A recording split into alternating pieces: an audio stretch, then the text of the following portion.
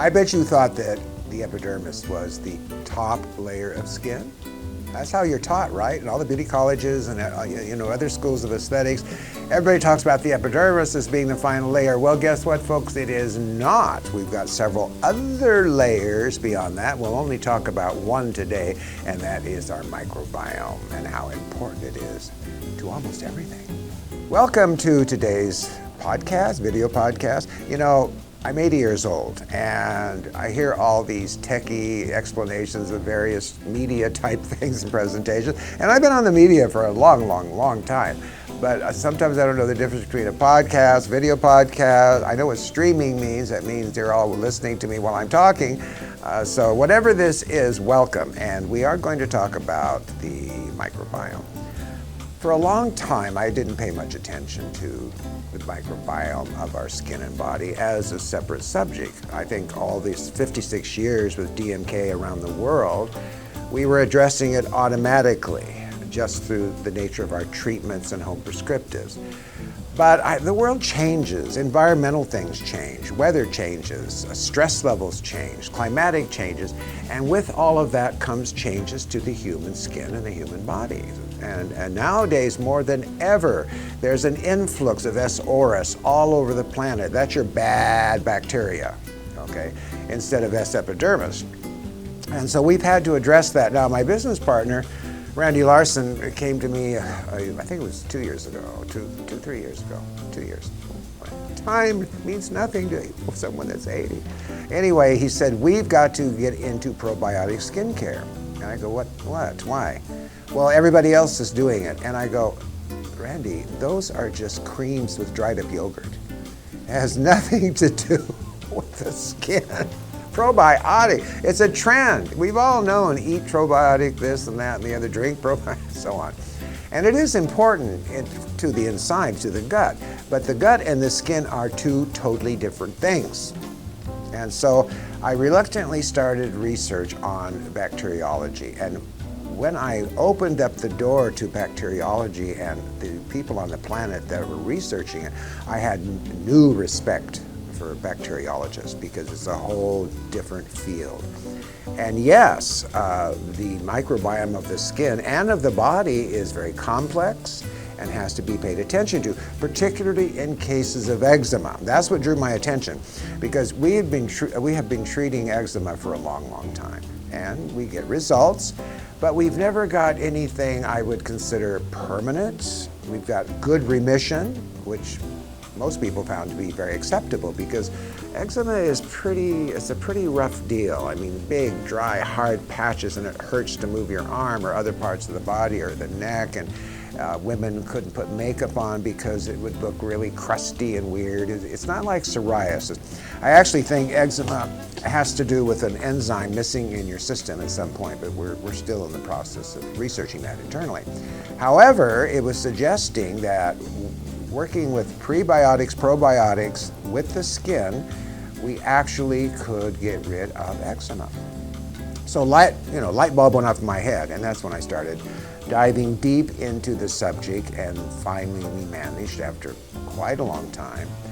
By the way, incidentally, whenever I do any new formulation or new protocol, it's not us sitting around with the board members of DMK and saying, what product can we make, in the next few weeks, to slap a label on it with trendy buzzwords so we can make money. No, I don't think that way. I think about what can we do with something that actually does work and circumvent these problems, such as eczema. Now, probiotics are very hard to work with. They're hard to formulate with. I mean, going back to my comment about the dead yogurt, dried up yogurts thrown into creams, that's easy. Anybody can do that. You could do that at home. I say that because I can just see everybody rushing home and getting yogurt or dried yogurt, because there is dried yogurt available from Sprouts and other stores, and putting it into ordinary creams. No, it doesn't work that way. We had to do it in steps. We had to do a type of cleanser that would set up the field for the microbiome to be reestablished or in homeostasis, okay? And then secondly, we'd have to have a spray that encouraged the microbiome that you do have, because we all have colonies. We have it behind the ears, up in here, all parts of the body. In fact, you can Google microbiome of the skin and you can see charts showing exactly where the bad and good microbiome are. The good one being S. epidermis and the bad one being S. aureus. And there has to be a balance. Let me put it this way. Let's say you have a laser resurfacing or even a DMK resurfacing of the skin, okay? Cleaning the house big time. At the end of that resurfacing, the skin, which you have to think of as kind of a landscape. There's flowers, there's rocks, there's trees, there's everything in the landscape of the skin. Imagine that in your mind. And then along comes this big resurfacing and it completely wipes everything out. And we do that for special circumstances like cuneiform acne scars, like hypertrophic scars. A lot of these things we do a lot of what we call resurfacing before we begin the rebuilding. Because remember, the DMK concept is based on remove, rebuild, protect, and maintain. And rebuilding is important totally. Removal, we have 1,000 ways to remove. Funny thing about it, most companies, all they do is pitch their peels. This peel, the green peel, the blue peel, the orange peel, acid peel, whatever. That is only step one, removing. It's the rebuilding of the tissue where we are at our best. I'm not going to pitch another subject, but just to throw it out there, for instance, our new paramedical stemzyme procedure is all about the rebuilding from the deepest level, but we'll do another video presentation on that. Okay, back to the microbiome. So imagine the skin, the landscape is stripped. Now, it's a desert at that time. Whoever gets to the desert first rules the desert. So if S. aureus, bad bacteria and all of its cohorts, get to the desert, you're in trouble. Your skin is inflamed chronically, you're red, you break out, infections, even fungus. And that is a big one that we have to focus on when it comes to microbiome. A lot of times people, well, I've seen it for years, have a skin fungus. It could be Malassezia or Trina versi, and they, especially in Ireland, I remember when I used to go to Ireland to lecture, these therapists would come up to me and say, Dr. King, what do I do about these sunspots? And I go, what do you mean sunspots? Well, in the summertime, a lot of the Irish skin, they go to Spain, they lay out in the sun, and they end up with red, tan skin with these white spots all mixed in, and we don't know what to do about it. And I had a secret suspicion that it had something to do with fungus, but I didn't quite know at that time. Now we do know, okay? So these are things that pop up in skin that are simply a result of the wrong guy getting to the desert as opposed to the good guy, especially after big skin resurfacing procedures. Now, a great deal has been done, well, for a very long time over correcting gut microbiome, as I said earlier in this presentation. And we do address that too. It is important. One of our distributors has created a system that goes along with the DMK that does help to correct that hugely.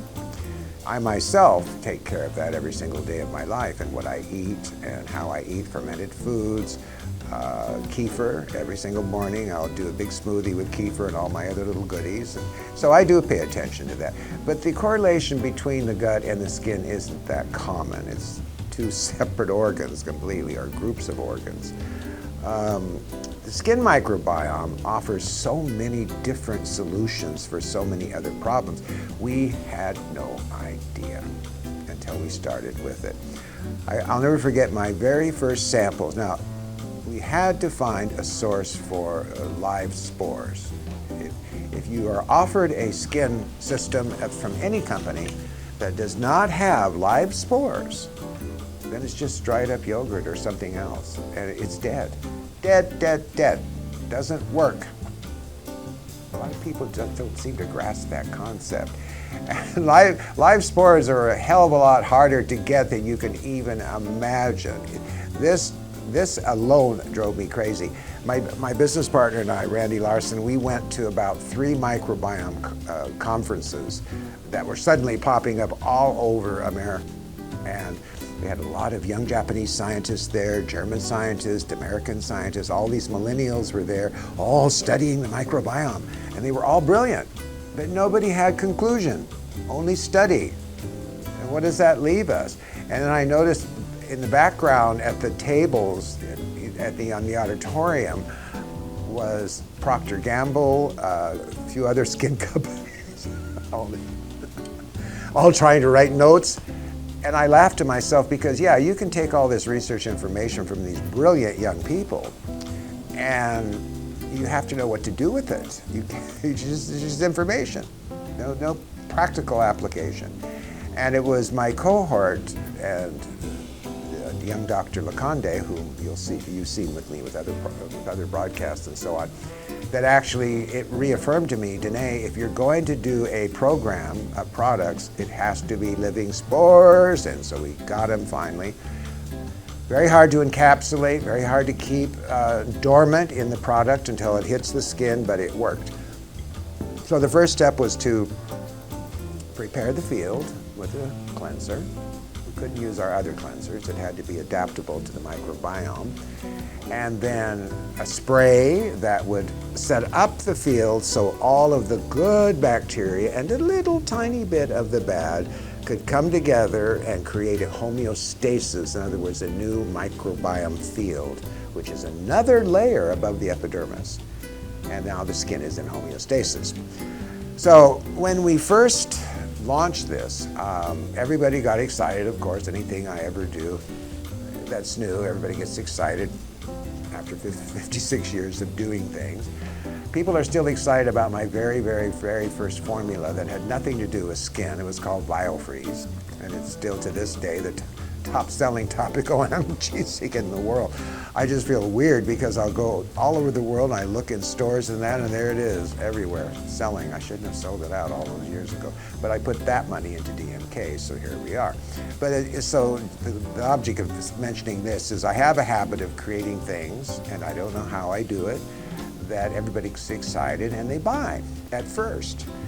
But unless they understand it, they're not going to do much with it, and we notice the sales start to drop. And that annoys me because I spend a lot of time with these projects. I don't just flip them off the top of my head. I have a lot of contributing scientists working with me. I have a team working with me. We do clinical trials. We do all kinds of things before we ever bring it into production where you can use it on your client or use it at home.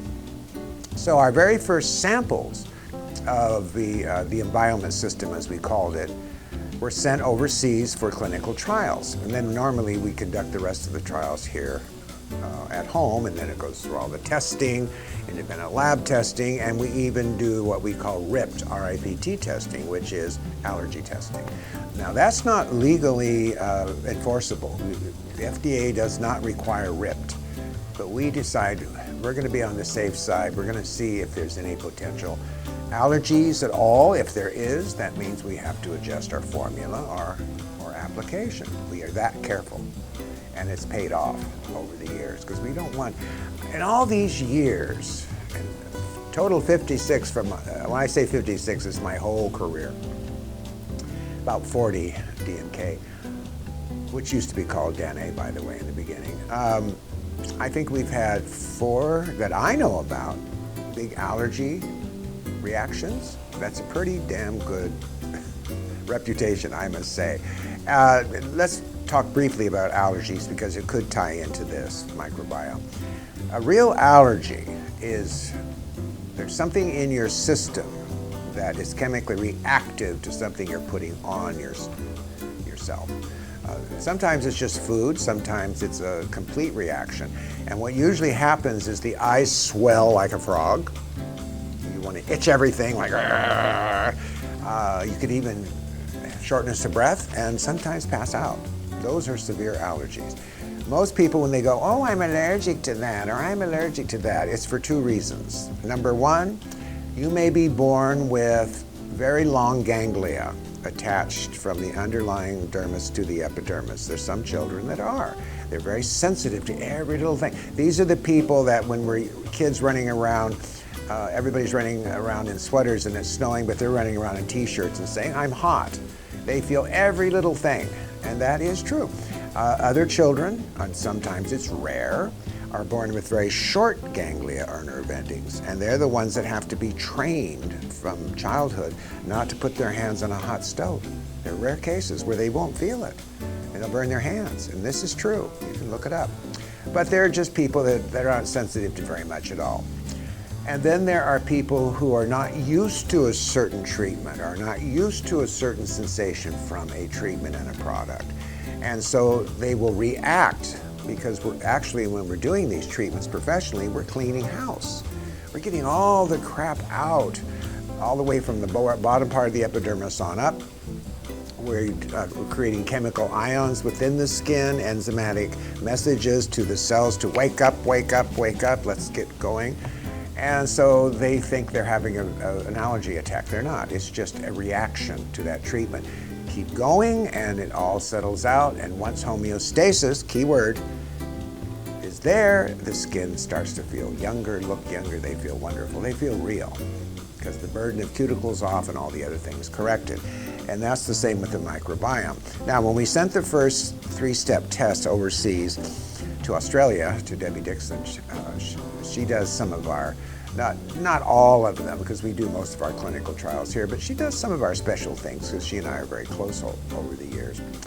And she got a Chinese gentleman from their warehouse who had these big patches of hyperpigmentation. And he was diagnosed as hyperpigmentation from eczema, which could happen, because remember, hyperpigmentation is when there's any kind of inflammation in the skin or any kind of disorder, the melanocytes rush to the surface, turn dark. That's part of the defense mechanism of the skin. So anyway, she put him on the system. He went home, because basically it can be done professionally, but basically Enbioment is what you do at home for a certain period of time. Next day he comes back, and she sent me these pictures immediately. All gone, almost everything gone. And I was like blown away.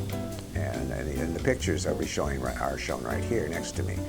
This was in 24 hours. Now, what it told me is that he did not really have eczema, he had malassezia, which is the skin fungus.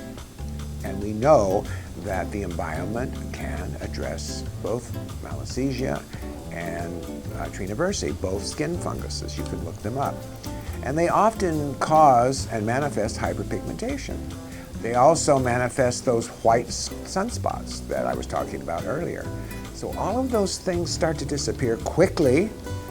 So Enbioment actually became a diagnostic tool. And after the initial flush of everybody buying Enbioment and everybody's excited about it, it started to die down. I had to get on Zoom with a lot of our educators and say, look, you're not presenting this right to your clinical accounts.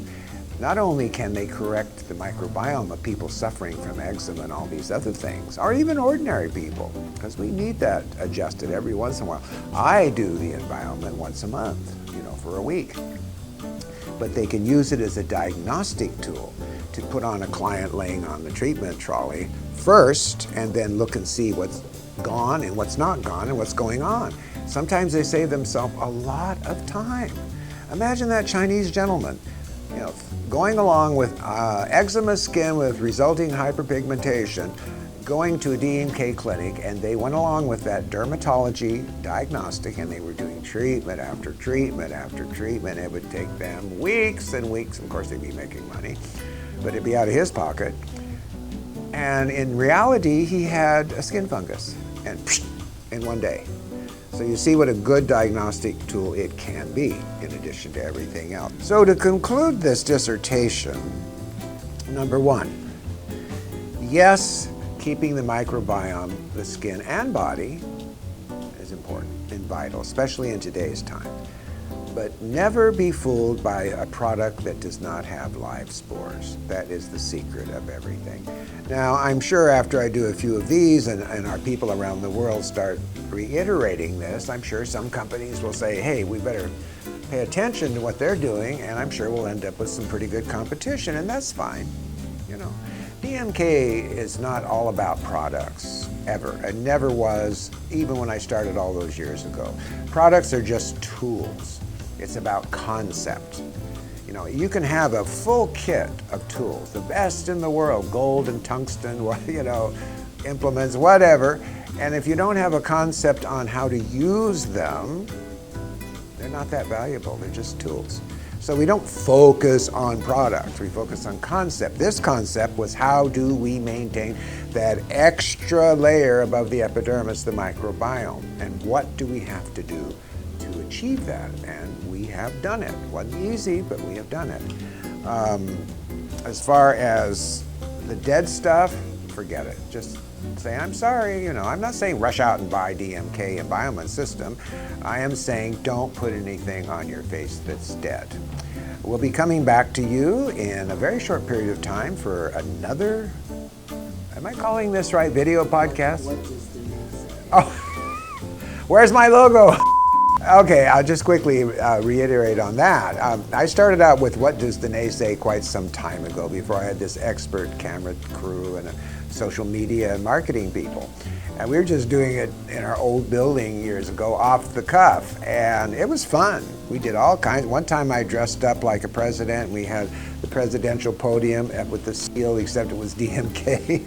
And I was making fun of something a la, well, I won't mention his name.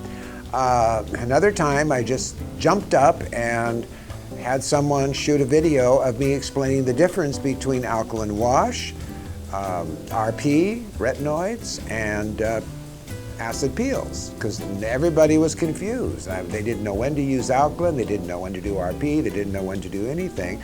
They just thought of it as a peel. And there are specific reasons for all of these things. So I used to do a lot of these, and some of them were fun and goofy and crazy. Our Halloween one, when we were featuring DMK Cosmetics, and I dressed up like a crazy Russian professor with steampunk, you know, glasses, telescopic glasses, and a big gray wig, and BN, my chemist downstairs in R&D, dressed up like Igor with a hump on his back. Yes, master. And we had a corpse with enzyme 1, 2, and 3 on her face that suddenly rose up with steam going, weird music, all to feature DMK foundations for skin. And it was fun, because my contention back at that time was be as attention-grabbing as possible. I probably won't do those things as much anymore, but they did work back then, and some of it still works today. So until next time, remember, knowledge is power.